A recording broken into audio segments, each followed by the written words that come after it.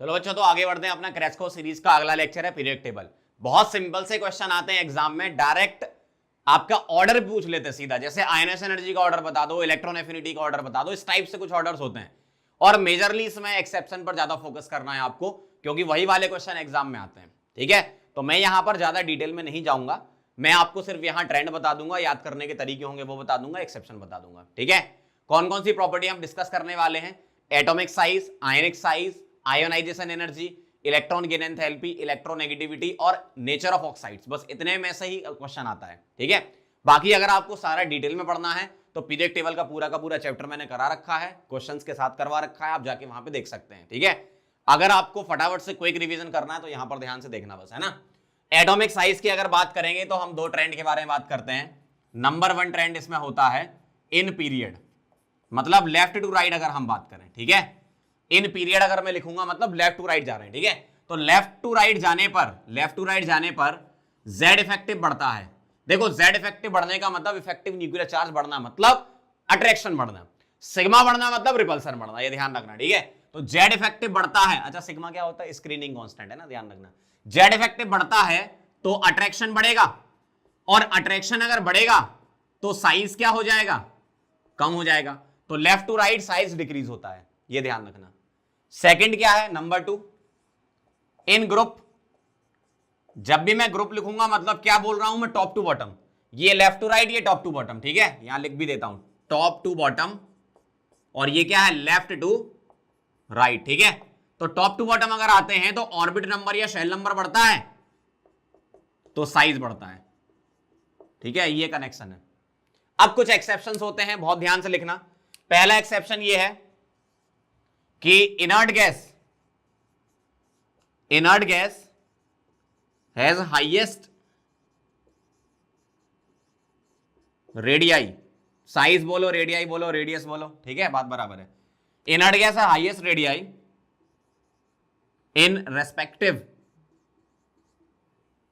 Period, मतलब उस inert gas के पीरियड में उसका साइज क्या होगा? ज्यादा होगा। जैसे अगर मैं फर्स्ट पीरियड की बात करूं तो हाइड्रोजन और हीलियम में हीलियम बड़ा, भले आप लेफ्ट टू राइट आ रहे हो, क्योंकि इनर्ट गैस में हम वान डेर वाल रेडियाई कंसीडर करते हैं, ध्यान रखना है ना।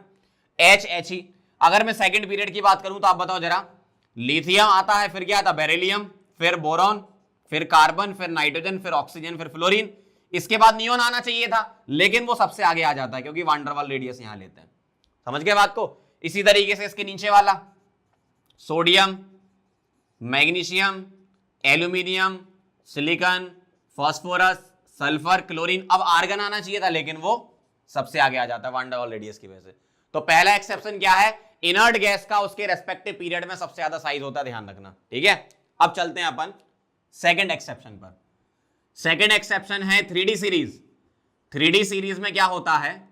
स्कैंडियम, ठीक है, ध्यान रखना, titanium, vanadium, Cr, Mn, Fe, यहां तक डिक्रीज होता है। Fe, Co और Ni का नियरली सेम होता है, और कॉपर और Zn का बढ़ जाता है। ऐसा इसलिए होता है क्योंकि यहां से लेकर यहां तक अट्रैक्शन डोमिनेट करता है, फिर अट्रैक्शन रिपल्सन को ओवरकम कर देता है, फिर रिपल्सन डोमिनेट करता है। ठीक है, ऐसा है। अगला एक्सेप्शन है थर्ड नंबर पे, रेडियस ऑफ एल्यूमिनियम और रेडियस ऑफ गैलियम जो है वो नियरली सेम हो जाती है। बड़ी होनी चाहिए थी गैलियम की, क्यों नीचे आता है ये, लेकिन ऐसा यहां पर इसलिए हो जाता है due to poor screening of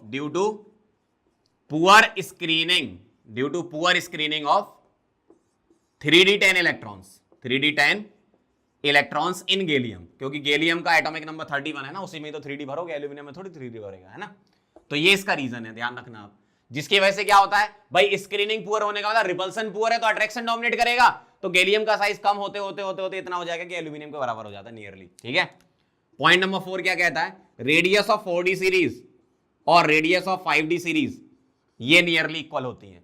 4D और 5D सीरीज कौन सी होती है? इनके नीचे वाली। ये 3D सीरीज है, इट्रियम से जो स्टार्ट होती है नीचे वाली, वो पूरी की पूरी सीरीज, और लेंथनम वाली पूरी सीरीज। ठीक है, तो 4D और 5D सीरीज का नियरली इक्वल होता है। ऐसा क्यों होता है? ड्यू टू पुअर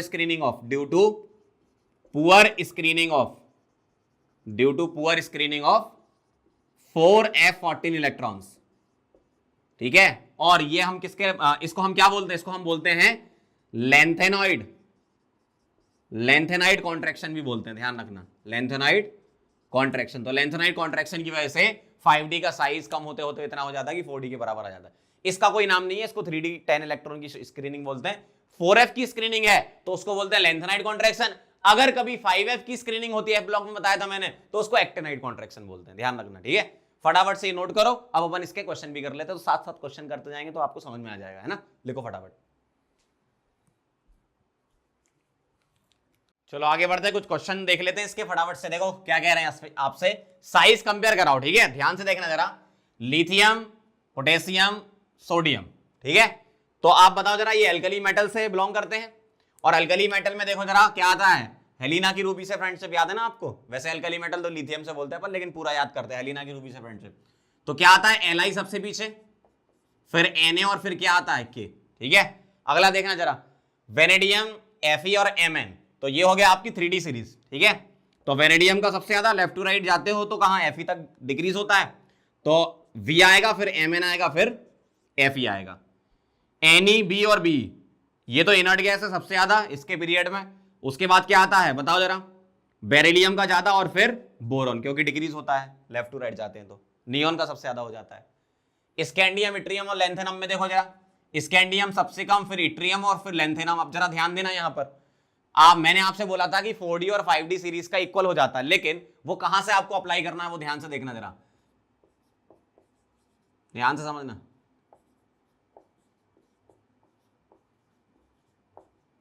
इस तरीके से सीरीज होती है ये 3D सीरीज, ये 4D सीरीज और ये 5D सीरीज, आप जानते हो। अब आप एक बात बताओ, लेंथेनम का एटॉमिक नंबर 57 है और इसका 72 है, इसका मतलब F तो इसके बाद ही भरोगे ना, तो लेंथेनम जो है वो D में आ रहा है, ये ध्यान रखना। तो यहां पर आपको अप्लाई नहीं करना 4D 5D सीरीज वाला केस, यहां तो नॉर्मल ट्रेंड है, top to bottom orbit number बढ़ रहा है, इसका मतलब साइज बढ़ रहा है। वो आपको कहां अप्लाई करना है, इस जगह। तो यहां क्या होगा, इनका इक्वल हो जाएगा। आपको क्या करना है, इसके बाद यहां पर अप्लाई करना है, ये समझ गए। तो आप देखो जरा, इसका ऑर्डर तो ऐसे ही रहेगा, टॉप टू बॉटम इंक्रीजेस, लेकिन यहां जो टाइटेनियम है, ध्यान से देखना, यहां जो टाइटेनियम है वो कम रहेगा, लेकिन जिरकोनियम और हफनियम क्या हो जाएगा, इक्वल हो जाएगा। और ये वाला क्वेश्चन कई बार पूछा जा चुका है एग्जाम में, ठीक। इसी तरीके से अगर ये होता तो वेनेडियम का कम, Nb और Tc बराबर, सॉरी Ta, टेंटेलम होता है, Tc तो टेक्नीशियम, T है यहां पे, है ना। Nb और Ta बराबर, इस तरीके से होता। मतलब आपको सिर्फ ये ध्यान रखना है कि स्कैंडियम, इट्रियम और लेंथेनम, यहां पर आपको लेंथेनाइड कॉन्ट्रैक्शन नहीं लगाना, वो कहां से लगेगा, अगले वाले से, यहां से लगेगा, ठीक है। अगला देखना जरा, बोरॉन सबसे कम, और एल्यूमिनियम और गैलियम का तो नियरली इक्वल हो जाता है, और उसके बाद क्या आता है, इंडियम। तो ये इसका आंसर हो जाएगा। तो आप देखो जरा, इस वाले को अगर छोड़ दो तो बाकी सारे एक्सेप्शन से रिलेटेड क्वेश्चन है, बहुत ध्यान से देख लो आप। मतलब एग्जाम में आपसे एक्सेप्शन से ही क्वेश्चन पूछेंगे और उसी से ही क्वेश्चन पूछे जाते हैं। नॉर्मल ट्रेंड के क्वेश्चन पीरियड टेबल में बहुत ही कम पूछे जाते हैं, एक्सेप्शन वाले क्वेश्चन कई बार पूछे गए, ठीक है। तो एक्सेप्शन पे मेन फोकस करना आपको, और क्वेश्चन जो मैं कराऊंगा बस वो देख लो, काम हो जाएगा, है ना, सीधी सी बात है, नोट करो इसे। आगे बढ़ते हैं, अगला टॉपिक है आयनिक रेडियाई, ठीक है। आयनिक रेडियस में हम क्या करते हैं, दो ट्रेंड लिखते हैं यहां भी। पहला ट्रेंड है लेफ्ट टू राइट, ध्यान से देखना जरा, लेफ्ट टू राइट। और आयनिक रेडियस जब कभी भी आपसे लेफ्ट टू राइट पूछेंगे तो लेफ्ट टू राइट में आपको मिलेंगे आइसो इलेक्ट्रॉनिक स्पीसीज, ध्यान रखना, आइसो इलेक्ट्रॉनिक मिलेंगे, आइसो इलेक्ट्रॉनिक स्पीसीज मिलेंगे। और इसमें क्या होता है, आइसो इलेक्ट्रॉन मतलब सेम नंबर ऑफ इलेक्ट्रॉन्स। तो इसमें क्या होता है, जो आयनिक साइज होता है वो इनवर्सली प्रोपोर्शनल होता है एटॉमिक नंबर के। एटॉमिक नंबर अगर ज्यादा तो साइज क्या हो जाएगा, कम। कनेक्टिविटी वो जेड इफेक्टिव से ही है, अगर रीजन आपको देना है तो। इफेक्टिव न्यूक्लियर चार्ज बढ़ेगा, अट्रैक्शन बढ़ेगा, साइज कम हो जाएगा, इस तरीके से होता है। मैं कुछ ऑर्डर लिखता हूं लेफ्ट टू राइट वाला, बहुत बार एग्जाम में पूछा गया, ध्यान से लिखना है ना, मोस्ट इंपॉर्टेंट। पहला N3 माइनस का ज्यादा, फिर O2 माइनस, फिर F माइनस, फिर Na प्लस, ये सबके सब 10 इलेक्ट्रॉन वाले आइसो इलेक्ट्रॉनिक है, ठीक है। Mg2 प्लस, फिर Al3 प्लस, इस टाइप से। एक ऑर्डर और लिख रहा हूं सेकंड नंबर पे, P3 माइनस, S2 माइनस, इसी के नीचे वाला F माइनस के नीचे Cl माइनस, इधर K प्लस और इधर Ca2 प्लस, ये वाले ऑर्डर है, ठीक है, समझ गए बात को। अगला है टॉप टू बॉटम, ये तो लेफ्ट टू राइट लिख दिया, इन पीरियड हो गया। सेकंड इन ग्रुप मतलब top to bottom. Top to bottom में क्या होता है, सीधा सीधा सा है, ऑर्बिट नंबर या शेल नंबर बढ़ता है तो साइज क्या होता है, बढ़ता है। इसका आंसर देखो कैसे कुछ लिख लेते हैं अपन, इसमें भी कुछ इंपॉर्टेंट ऑर्डर्स लिख लेते हैं, जैसे Li plus Na plus K plus Rb plus Cs plus, इस तरीके से Li Na K Rb Cs top to bottom आ रहे हो, है ना, पहला। दूसरा F minus Cl minus Br minus और I माइनस, इस टाइप से, ठीक है। तो टॉप टू बॉटम सीधा सीधा सा है, ऑर्बिटल नंबर बढ़ रहा है तो साइज बढ़ेगा। तीसरा इसमें एक चीज और होती है, किसी भी पर्टिकुलर एलिमेंट का नेगेटिव चार्ज उसके न्यूट्रल और फिर पॉजिटिव, ऐसा ऑर्डर होता है, नेगेटिव न्यूट्रल पॉजिटिव। जैसे मान लो अगर मैं आपसे बोलूं n माइनस n और n प्लस, इस तरीके से अगर किसी एक पर्टिकुलर एलिमेंट का नेगेटिव चार्ज हो, अगर और नेगेटिव, देखो नेगेटिव बढ़ाते जाओगे तो साइज बढ़ता जाएगा, पॉजिटिव बढ़ाते जाओगे साइज कम होता जाएगा, सीधा सा है। इसमें एक चीज और होती है, आयनिक रेडियस के अलावा, थर्ड नंबर पे लिख देता हूं मैं, hydrated radius. Hydrated radius, hydrated radius कैसे हम निकालते हैं, जैसे इसका एग्जांपल बड़ा फेमस है तो ये बता देता हूं। हाइड्रेटेड रेडियस मतलब क्या होता है, आप इस आयन को किस में डाल दो, पानी में डाल दो, तो होता है सॉल्वेशन। सॉल्वेशन किस बात पे डिपेंड करता है, चार्ज डेंसिटी पर। छोटे साइज का अगर एटम होगा उस पर चार्ज ज्यादा तो चार्ज डेंसिटी ज्यादा, मतलब चार्ज अपॉन साइज के डायरेक्टली प्रोपोर्शनल होता है चार्ज डेंसिटी, ठीक है। तो आप देखो जरा, यहां जो हम लिखते हैं वो लिखते हैं गैसियस में, मतलब इसको हमने पानी में नहीं डाला तब की बात है ये। और यहां जो मैं लिख रहा हूं पानी में डालने के बाद, ये छोटे साइज का है तो इसको वाटर के मॉलिक्यूल बहुत ज्यादा घेर लेंगे तो ओवरऑल ये मोटा हो जाएगा तो साइज बढ़ जाएगा, मतलब Li प्लस एक्वस में बड़ा होता है, फिर Na प्लस एक्वस, फिर K प्लस एक्वस, फिर Rb प्लस एक्वस, फिर Cs प्लस एक्वस, समझ गए, इस तरीके से होता है। और अगर हाइड्रेटेड रेडियस ज्यादा, जितना ज्यादा मोटा हो गया तो वो धीमे धीमे भाग पाएगा, तो आयनिक कंडक्टेंस या कंडक्टिविटी, भागने की टेंडेंसी, ये सब अगर पूछे तो आप क्या बोलोगे, हाइड्रेटेड रेडियस जितनी ज्यादा साइज बढ़ गया तो भाग नहीं पाएगा, मतलब उतना कम कंडक्टेंस होगा, ठीक है। तो हाइड्रेटेड रेडियस, हाइड्रेटेड रेडियस ज्यादा तो कंडक्टेंस कम, या आपसे आयनिक मोबिलिटी भी बोल सकते हैं, तो बात बराबर ही है, सेम ऑर्डर होता है, आयनिक मोबिलिटी या कंडक्टेंस। हाइड्रेटेड रेडियस किसका ज्यादा, जिसका आयनिक रेडियस कम, ऐसे कनेक्ट करना, आयनिक रेडियस कम, हाइड्रेटेड रेडियस ज्यादा, कंडक्टेंस कम, इस तरीके से कनेक्ट करके कर सकते हो आप, समझ गए बात को। फटाफट से नोट करो फिर आगे बढ़ते हैं। चलो आगे बढ़ते हैं, अगली प्रॉपर्टी पे चलते हैं, ionization energy, delta H I, या आयोनाइजेशन एंथैल्पी बोलते हैं, या आयोनाइजेशन एनर्जी, या आयोनाइजेशन पोटेंशियल, बात बराबर है, ठीक है। सिंपल सी एक डेफिनेशन एक लाइन की वो लिख लेते हैं, the amount of energy, the amount of energy, the amount of energy required to remove an electron from isolated gaseous atom। Isolated gaseous atom का मतलब ऐसा एटम जो किसी से इंफ्लुएंस ना हो, अकेला पड़ा हुआ है, ठीक है। जैसे मान लो मेरे पास एक एटम है, ये आइसोलेटेड है, इसमें से अगर मैं एक इलेक्ट्रॉन निकालता हूं तो क्या बनेगा, ये, इसको लिख रहा हूं IE1, ठीक है। अगर मान लो मैं इसमें से एक इलेक्ट्रॉन और निकालता हूं तो क्या बनेगा, A2 प्लस, क्या बनेगा, IE2, एंड सो ऑन, इस तरीके से मैं और भी इलेक्ट्रॉन निकाल सकता हूं, ठीक है। तो मेरे पास ये आयोनाइजेशन एनर्जी 1 2 3 4 इस टाइप से आती रहेंगी। तो आयोनाइजेशन एनर्जी जो 1 होती है वो कम, और सक्सेसिव आयोनाइजेशन एनर्जी बढ़ती जाती है, मतलब इलेक्ट्रॉन निकालना और मुश्किल होता जाता है। तो इस तरीके से ऑर्डर होता है अगर किसी पर्टिकुलर एटम में आप कंपेयर कराते हो तो किसी एटम के लिए पहली एनर्जी कम होती है, फिर दूसरी और ज्यादा, इस तरीके से आप आगे बढ़ते जाते हो। अब इसके ट्रेंड की बात करते हैं, दो ट्रेंड हम लिखते हैं, क्या, पहला लेफ्ट टू राइट, या इन पीरियड हम बात करें तो लेफ्ट टू राइट क्या होता है, जेड इफेक्टिव बढ़ता है, अट्रैक्शन बढ़ता है, अट्रैक्शन बढ़ता है मतलब इलेक्ट्रॉन निकालना मुश्किल है, इसका मतलब आयोनाइजेशन एनर्जी भी क्या होगी, बढ़ेगी। दूसरा है टॉप टू बॉटम, अगर मैं टॉप टू बॉटम की बात करूंगा तो टॉप टू बॉटम क्या होता है, ऑर्बिट नंबर या शेल नंबर क्या होता है, बढ़ता है। अगर शेल नंबर बढ़ता है तो न्यूक्लियस से आउटर मोस्ट इलेक्ट्रॉन का अट्रैक्शन पुअर होता जाएगा, तो आयोनाइजेशन एनर्जी क्या होती जाएगी, कम होती जाएगी, ठीक है। अब इसमें कुछ एक्सेप्शन होते हैं, पहले आप ये नोट करो फिर अपन एक्सेप्शन स्टार्ट करते हैं। चलो तो इसके एक्सेप्शन लिख लेते हैं। एक्सेप्शन नंबर 1 क्या कहता है? इनर्ट गैस का लिखना पहले, ठीक है। Inert gas has highest ionize energy in respective period due to fully filled configuration, due to fully filled configuration, ठीक है। तो ये तो हो गया पहला। दूसरा एक्सेप्शन ये है, सेकंड पीरियड की अगर बात करूं तो सेकंड पीरियड में क्या होता है, ध्यान से देखो एलिमेंट क्या होते हैं, lithium, beryllium, boron, carbon, nitrogen, oxygen, fluorine, ठीक है। और बाकी इनर्ट गैस की तो सबसे ज्यादा होगी इसमें, ठीक है। अब देखना जरा, अगर मैं आपसे बोलूं इसको याद करने का तरीका तो बहुत आसान है, एक छोड़ के क्रॉस लगा दो इस तरीके से और एक छोड़ के क्रॉस लगा दो इस तरीके से, ठीक है। इसका मतलब क्या है, ध्यान से देखना, लिथियम रखा, क्रॉस लगाने का मतलब क्या है, बी को यहां ले आओ और बी को यहां ले जाओ, फिर सी को यहां ले आओ, ओ को यहां और एन को इधर और एफ इधर है, लेफ्ट टू राइट इंक्रीजेस। तो ये हो जाएगा इसका ऑर्डर। और अगर आपको इसमें इनर्ट गैस भी इंट्रोड्यूस करानी है तो नियॉन ले लो और उसका तो सबसे ज्यादा होगा, इस तरीके से। यही सेम कहानी किसमें लगा दो, थर्ड पीरियड में।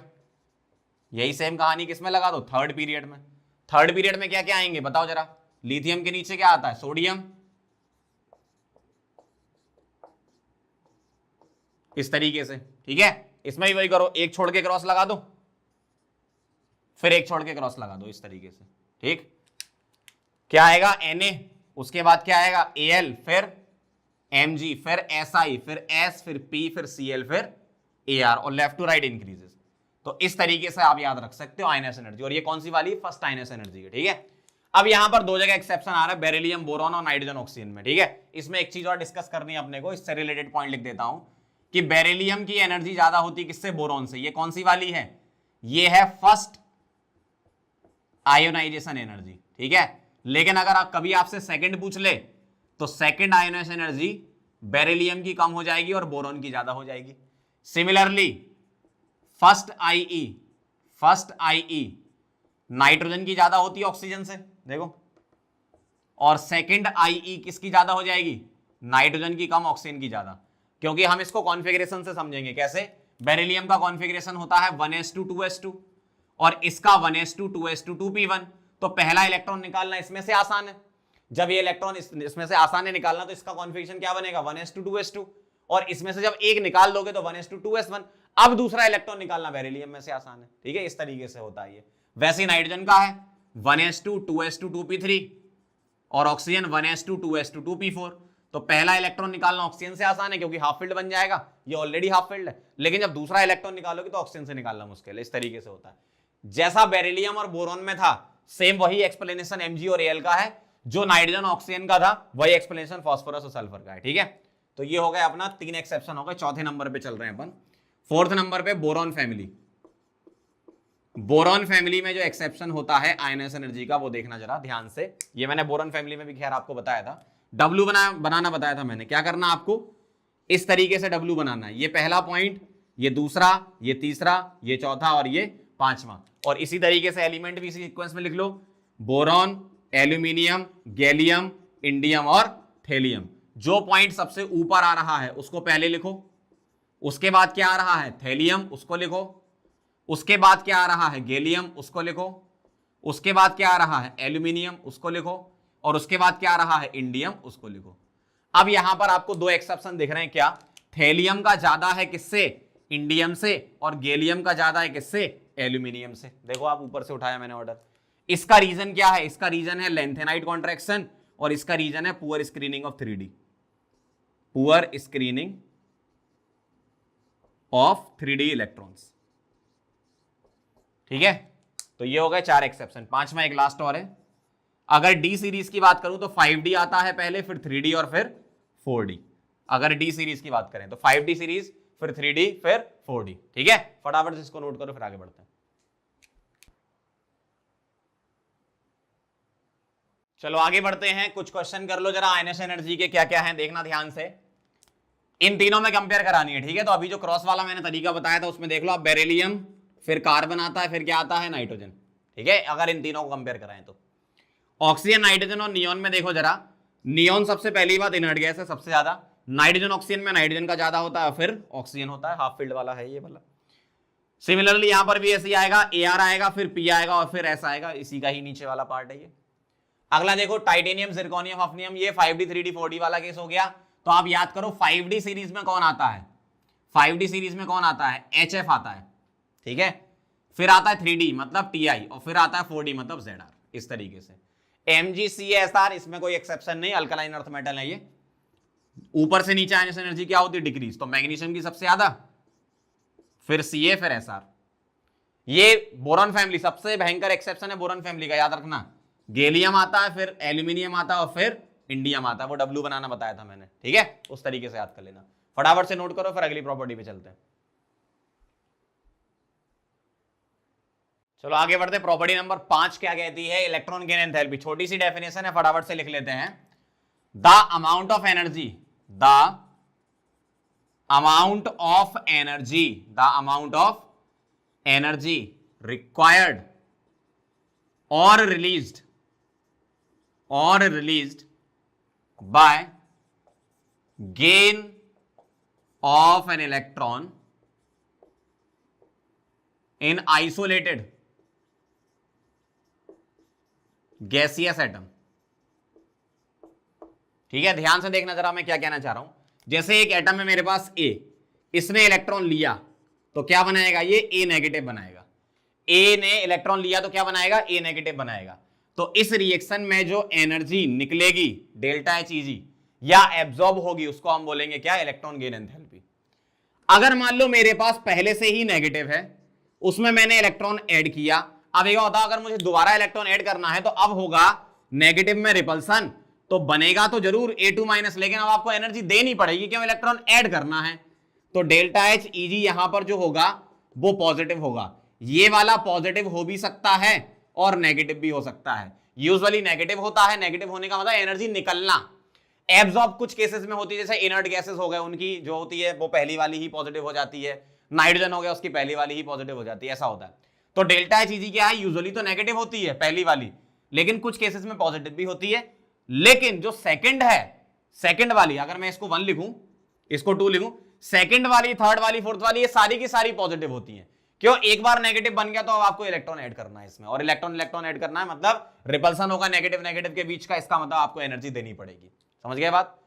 अब एक बात और आती है, जैसे अगर मैं आपसे पूछूं कि आयोनाइजेशन एनर्जी और इसमें कुछ तो रिलेशन है, कुछ तो रिलेशन आ रहा है ना। जैसे अगर मैं आपसे बोलूं सोडियम Na, ठीक है, ध्यान से देखना, Na ने इलेक्ट्रॉन रिलीज किया, Na ने इलेक्ट्रॉन रिलीज किया, तो इसके लिए कुछ एनर्जी है x। तो बताओ Na प्लस अगर इलेक्ट्रॉन लेगा तो इसके लिए एनर्जी क्या होगी, ऑब्वियसली -x। भाई यहां पर अगर इलेक्ट्रॉन निकालने के लिए एनर्जी देनी पड़ रही है तो यहां से इलेक्ट्रॉन ऐड करने के लिए एनर्जी निकलेगी। तो कुछ ना कुछ इसमें कनेक्शन है। मतलब आयोनाइजेशन एनर्जी की अगर मैं बात करूं तो वो इलेक्ट्रॉन गेन एंथैल्पी का उल्टा है, ठीक है। मतलब अगर न्यूमेरिकल वैल्यूज की बात करें, सपोज आपसे बोला है कि इसमें 5 इलेक्ट्रॉन वोल्ट एनर्जी लग रही है, तो बताओ जो एनर्जी निकलेगी इस रिएक्शन में वो कितने निकलेगी, -5। भाई उसका उल्टा ही तो है रिएक्शन, है ना। तो ये कनेक्शन है। अब इसके ट्रेंड के बारे में बात कर लेते हैं। 2 ट्रेंड होते हैं, left to right. Left to right में क्या होता है, Z इफेक्टिव बढ़ता है, अट्रैक्शन बढ़ता है, तो इलेक्ट्रॉन एफिनिटी बढ़ती है। अच्छा, इलेक्ट्रॉन एफिनिटी और इलेक्ट्रॉन गेन एंथैल्पी का रिलेशन क्या है, बहुत सिंपल सी बात है, यहां पे लिख रहा हूं, बहुत ध्यान से लिखना। क्या, मोर नेगेटिव डेल्टा Heg का मतलब इलेक्ट्रॉन एफिनिटी ज्यादा। इंग्लिश वाली हिंदी तो पढ़ी लेते होगे, समझ रहे हो। मोर नेगेटिव डेल्टा Heg का मतलब Ea ज्यादा, ये वाली बात है। जैसे अगर आपसे बोला किसी एक प्रोसेस में -300 एनर्जी निकल रही, -300 जूल मान लो निकल रही है, और एक में निकल रही है -200, एक में -300 और एक में -200, तो किसकी एफिनिटी ज्यादा, जिसमें ज्यादा एनर्जी निकल रही है, मतलब 300 वाले की। ऐसा होता है। तो लेफ्ट टू राइट ऐसा है। सेकंड है top to bottom. Top to bottom क्या होता है, साइज बढ़ता है, अट्रैक्शन कम हो जाता है, इलेक्ट्रॉन एफिनिटी क्या हो जाएगी, कम हो जाएगी। लेकिन इलेक्ट्रॉन एफिनिटी के आंसर कभी भी नॉर्मल ट्रेंड से नहीं आते, इसका हमेशा क्वेश्चन एक्सेप्शन का ही आता है। तो अब मैं जो एक्सेप्शन लिख रहा हूं इसके लिए ध्यान रखना, इलेक्ट्रॉन गेन एंथैल्पी या एफिनिटी बोलो, इसके लिए ज्यादा एक्सेप्शन आपको ध्यान रखने पड़ेंगे, ठीक है, क्योंकि इसका एक्सेप्शन का ही क्वेश्चन आज तक आया है। ठीक, फटाफट से नोट करो, फिर आगे बढ़ते हैं। चलो आगे बढ़ते हैं। इसके एक्सेप्शन बहुत इंपॉर्टेंट है, ध्यान से लिखना जरा, मैं लिख रहा हूं और याद करने का तरीका बता दूंगा आपको। पहला एक्सेप्शन है सेकंड पीरियड में, सेकंड पीरियड में एक्सेप्शन है, ध्यान से देखना जरा।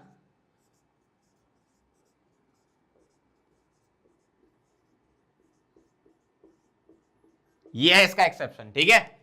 अब इसमें एक्सेप्शन कुछ भी है, कोई भी एलिमेंट कहीं भी आ गया तो इसको याद करने का तरीका क्या है, इसको ऐसे याद रखना, बेटे ने ना बोलकर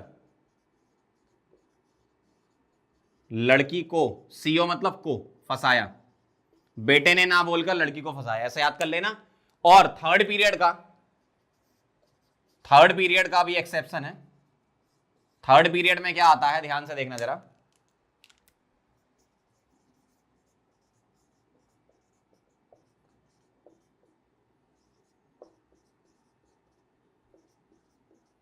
थर्ड पीरियड में ये आता है, इसका याद करने का तरीका क्या है, मैंने और अलका ने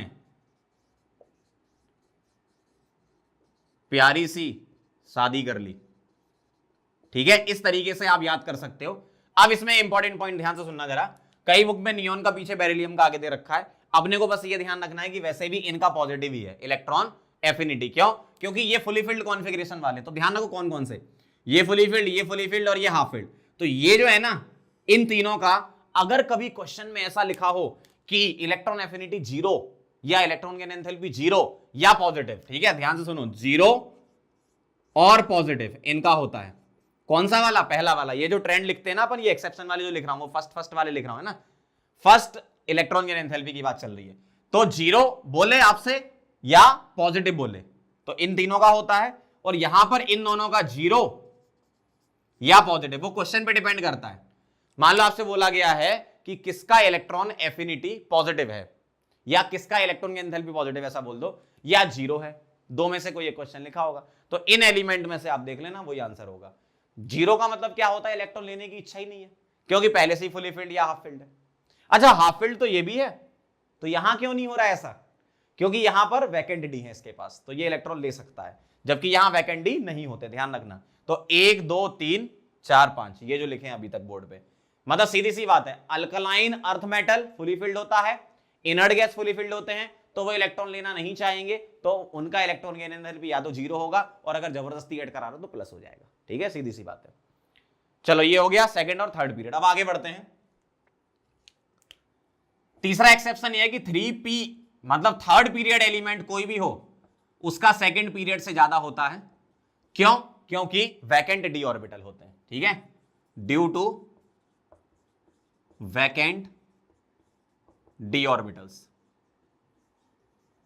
ठीक है, थर्ड पीरियड वालों का ज्यादा होता है सेकंड पीरियड से। फोर्थ एक्सेप्शन बहुत इंपॉर्टेंट, कई बार क्वेश्चन आया है, हेलोजेंस में Cl F Br I vacant D orbital की वजह से, इसी का रीजन, इसका भी रीजन ये है और इसका रीजन भी यही है। फिफ्थ एक्सेप्शन है ऑक्सीजन फैमिली में सल्फर TePO, ऑक्सीजन का सबसे कम, ड्यू टू कॉम्पैक्ट नेचर बोलते हैं, अपने ही दूसरे एटम के साथ बॉन्ड बनाने की टेंडेंसी ज्यादा होती है, ड्यू टू कॉम्पैक्ट नेचर। समझ गए बात को? तो सेकंड पीरियड का एक्सेप्शन है, थर्ड पीरियड का एक्सेप्शन है, थर्ड पीरियड का ज्यादा है सेकंड पीरियड से, और हेलोजेंस में और ऑक्सीजन फैमिली में। एक पॉइंट और लिख देता हूं, जो मैंने अभी यहां बोला वही लिख रहा हूं यहां पर, क्या? इनर्ट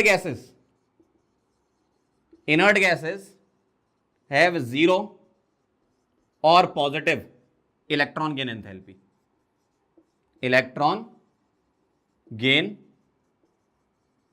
एंथैल्पी, ठीक है, इस तरीके से। तो फटाफट से इसको नोट करो, फिर आगे बढ़ते हैं। चलो आगे बढ़ते, कुछ क्वेश्चन देख लो फटाफट से। डेल्टा एच जी कंपेयर कराना है आपको। देखो जरा, ये सेकंड पीरियड के एलिमेंट दिख रहे हैं आपको, तो याद करो जरा, क्या बोला था, बेटे ने ना बोलकर लड़की को फंसाया, मतलब Li और फिर क्या आएगा, ऑक्सीजन।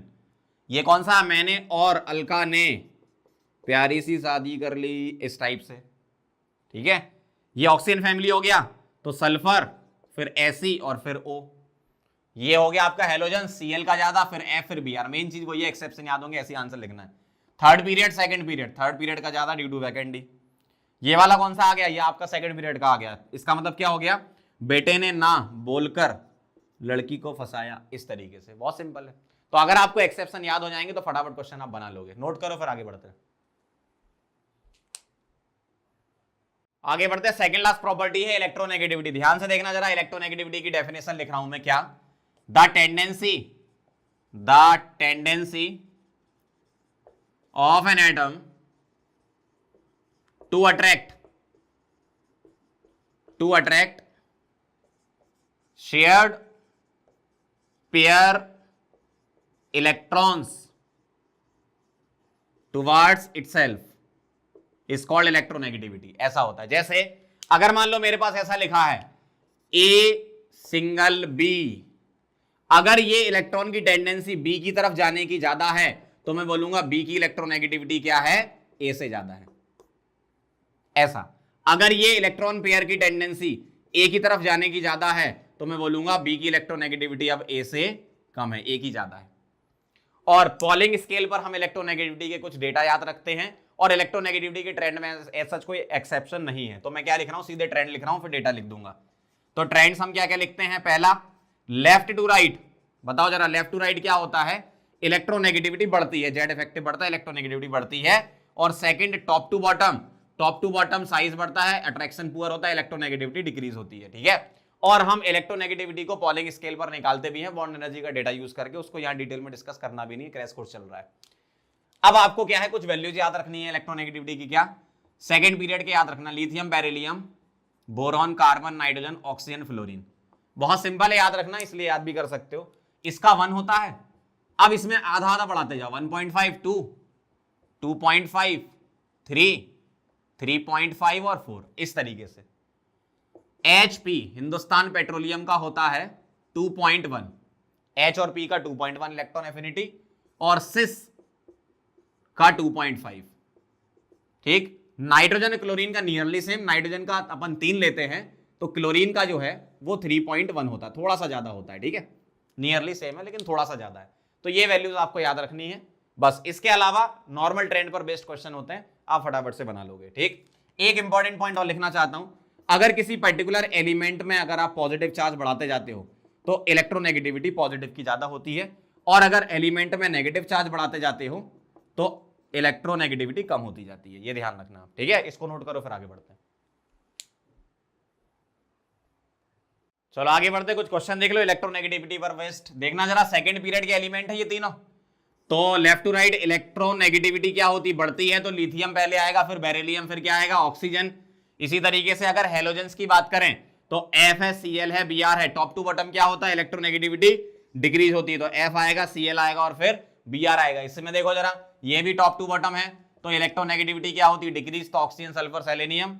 और ये भी क्या है, टॉप टू बॉटम वाली बात है, तो बेरिलियम की ज्यादा, फिर मैग्नीशियम और फिर क्या आएगा, कैल्शियम। ठीक है, फटाफट से नोट करो। एक लास्ट प्रॉपर्टी और बची है, नेचर ऑफ ऑक्साइड, वो भी कवर करते हैं।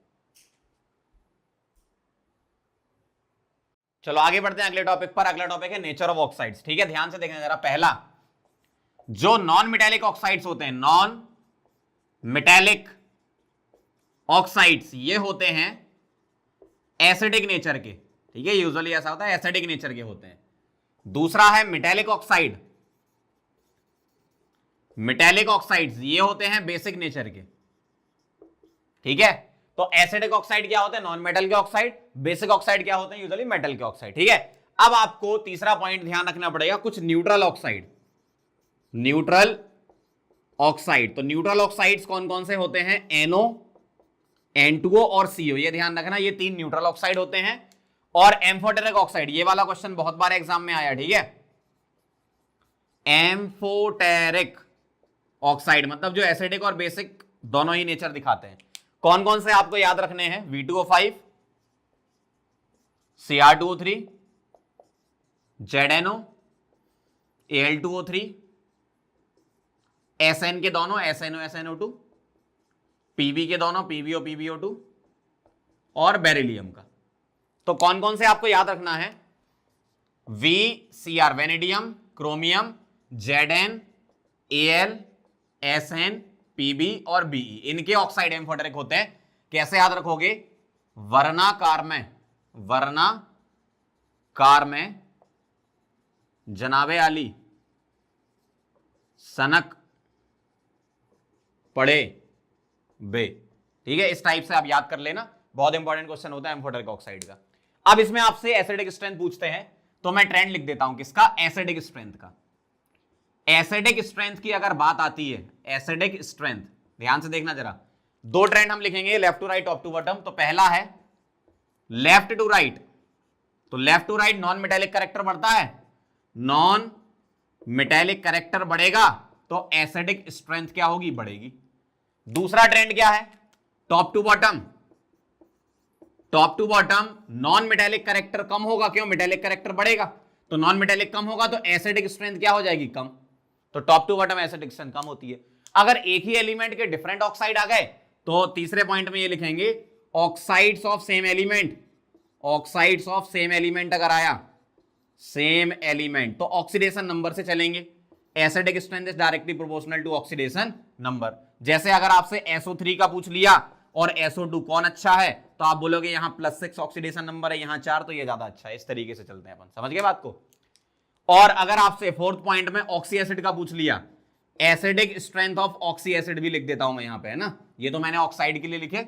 ऑक्सी एसिड्स में अगर बात करेंगे तो सिंपल सा है, acidic strength is directly proportional to oxidation number. जैसे HClO4 इसकी ज्यादा, ये ऑक्सी एसिड्स हैं, HClO3 की ज्यादा, फिर HClO2, फिर HClO, इस तरीके से। H2SO4 की ज्यादा, किससे? H2SO3 से, क्योंकि ऑक्सीडेशन नंबर कम हो रहा है। ध्यान से देखो जरा, यहां कितना है? +7, यहां +5, यहां +3, यहां +1, यहां +6, यहां सल्फर का +4। तो अगर acidic strength of oxy acid पूछे तो directly proportional to oxidation number. एक इसमें एक्सेप्शन भी होता है, उसको अलग से लिख देता हूं यहां पर, ध्यान से इसको याद रखना। क्या H3PO2 की ज्यादा होती है, फिर H3PO3 होता है, और फिर H3PO4 होता है। ध्यान रखना, यहां ऑक्सीडेशन नंबर इसकी कितनी है? +1, इसकी कितनी है? +3, और इसकी कितनी है? +5। फिर भी ये ज्यादा एसिडिक है। इसका जो रीजन होता है ड्यू टू रेजोनेंस। ठीक है, ये ध्यान रखना, ड्यू टू रेजोनेंस। ठीक है, तो ये चीजें हैं आपको जो ऑक्साइड्स में याद रखनी है। मैंने ऑक्साइड के अलावा आपको ऑक्सी एसिड का भी साथ में बता दिया। अब इसकी कुछ और प्रॉपर्टीज होती हैं। अगर आपने कुछ ब्लॉक केमिस्ट्री में पढ़ रखी है, ब्लॉक केमिस्ट्री ऐसे हाइड्रोजन हो गया, alkali metal, alkaline earth metal, boron, carbon, nitrogen, ये सारी फैमिली का जो मैंने क्रैश कोर्स कराया, तो वहां भी अपन ने बहुत सारी प्रॉपर्टीज कवर कर ली थी पीरियोडिक टेबल से रिलेटेड। ठीक है, बाकी अपन ने जनरल प्रॉपर्टीज यहां कवर कर ली। फटाफट से इसको नोट करो। अब अपन प्रीवियस ईयर के कुछ क्वेश्चन कर लेते हैं और अपना काम हो जाएगा। ठीक है, नोट करो इसे। चलो आगे बढ़ते हैं, कुछ क्वेश्चन कर लेते हैं और खत्म करते हैं इस चैप्टर को। देखो जरा क्या कहना है इसमें, which of the following order is incorrect according with the property against it. मतलब इनमें से आपको इनकरेक्ट बताना। ध्यान से देखो जरा, ऑक्सीडाइजिंग पावर की बात करें तो फ्लोरीन, क्लोरीन, ब्रोमीन, आयोडीन बिल्कुल सही है। Top to bottom oxidizing power decrease होती है हैलोजेंस में, ध्यान रखना, तो ये सही है, करेक्ट है। दूसरा देखो जरा, एसिडिक स्ट्रेंथ, ये क्या हाइड्रा एसिड है। हाइड्रा एसिड में एसिडिक स्ट्रेंथ क्या होती है? लेफ्ट टू राइट बढ़ती है और टॉप टू बॉटम बढ़ती है हाइड्रा एसिड में। ठीक है, जैसे CH4, अमोनिया, H2O, HF बढ़ती जाएगी लेफ्ट टू राइट, और टॉप टू बॉटम आओगे तो भी बढ़ती जाएगी। ठीक है, तो ये भी सही है। बॉन्ड डिसोसिएशन एनर्जी, ये गलत है। सही ऑर्डर क्या होना चाहिए था? Cl2 आता है, फिर Br2 आता है, फिर F2 आता है, फिर I2 आता है, क्योंकि यहां लोन पे रिपल्सन होता है। ठीक है, ये अपन ने हेलोजन वाले चैप्टर में भी पढ़ रखा है। ठीक है, तो बॉन्ड डिसोसिएशन एनर्जी का ये इनकरेक्ट ऑर्डर है, तो इनकरेक्ट पूछा है तो आंसर सही आ जाएगा। इलेक्ट्रोनेगेटिविटी चेक कर लो, सही क्यों है? टॉप टू बॉटम डिक्रीज होता है, बिल्कुल सही है। चलो आगे बढ़ते हैं। Compare basic strength. Basic strength कैसा कंपेयर कराते हैं? एसिडिक हमने सीख रखी है, left to right acidic strength बढ़ती है तो बेसिक स्ट्रेंथ कम होती जाएगी। तो element left to right arrange कर लो, सोडियम आएगा, फिर क्या आएगा? मैग्नीशियम आएगा, फिर कॉपर आएगा, और फिर लास्ट में क्या आएगा? Al2O3, और इवन Al2O3 तो एम्फोटेरिक होता है। ठीक है, ये ऑर्डर हो जाएगा बेसिक स्ट्रेंथ का। कंपेयर आयनाइजेशन पोटेंशियल, तो ये सेकंड पीरियड के हैं, याद करो जरा, क्रॉस लगाते थे आयनाइजेशन एनर्जी या पोटेंशियल निकालते टाइम, तो क्या आता था? लिथियम, फिर बोरॉन, फिर बेरिलियम, फिर क्या आता था? कार्बन, कार्बन के बाद ऑक्सीजन और नाइट्रोजन में क्रॉस लगाते थे, और फिर फ्लोरीन। वही क्रॉस वाला मेथड लगाना आपको यहां पे। ठीक है, कंपेयर इलेक्ट्रोनेगेटिविटी। अब देखो ये दोनों सेकंड पीरियड के हैं, ये थर्ड पीरियड के हैं। सेकंड पीरियड वाले ज्यादा होंगे थर्ड पीरियड से, और नाइट्रोजन ऑक्सीजन में ऑक्सीजन की ज्यादा किससे? नाइट्रोजन से। और सल्फर और फास्फोरस में सल्फर की ज्यादा किससे? फास्फोरस से। ठीक, लेफ्ट टू राइट बढ़ती है ना, और सेकंड पीरियड वालों की ज्यादा थर्ड पीरियड से। इस तरीके से कंपेयर कराना, समझ रहे हो बात को? अगला देखा, कंपेयर आयनिक रेडियस। अब ये चारों के चारों देखो जरा, ये आइसोइलेक्ट्रॉनिक है। आइसोइलेक्ट्रॉनिक में जो साइज है वो एटॉमिक नंबर के इनवर्सली प्रोपोर्शनल होता है, तो एटॉमिक नंबर ज्यादा तो साइज कम होगा, तो ये जो ऑर्डर लिखा है लेफ्ट टू राइट इंक्रीजिंग हो जाएगा ये इस तरीके से। ठीक, अगला है which is an amphoteric oxide. वर्णाकार में जनाबे वाली सनक पड़े हुए, तो SN आ गया आपका, देखो सी आंसर। बाकी CaO बेसिक है, SO3 एसिडिक है और SiO2 एसिडिक है। इस तरीके से क्वेश्चन आएंगे। पीरियड टेबल का बहुत इजी क्वेश्चन आया, अगर आएगा तो आप आसानी से बना लोगे। ठीक है, तो इसको एक बार आप देख लो वीडियो को पूरा अच्छे से, इसको रिवाइज कर लो, काम हो जाएगा आपका। ठीक, नोट करो इसे।